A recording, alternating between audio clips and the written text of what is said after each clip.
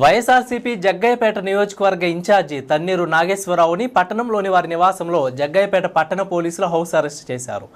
రేపు జరగనున్న తిరువూరు మున్సిపల్ ఎన్నికకు వెళ్లకుండా ముందస్తుగా ఆదివారం రాత్రి 10:30 గంటల సమయంలో పోలీసులు వారి స్వగృహంలో నిర్బంధించారు. ఈ సందర్భంగా వైసీపీ నియోజకవర్గ ఇన్ఛార్జి తన్నీరు నాగేశ్వరరావు మాట్లాడుతూ శాంతి భద్రతల సమస్యను సాకుగా చూపి వైఎస్ఆర్సీపీ నేతలను హౌస్ అరెస్ట్ చేయడం అప్రజాస్వామ్యం అన్నారు.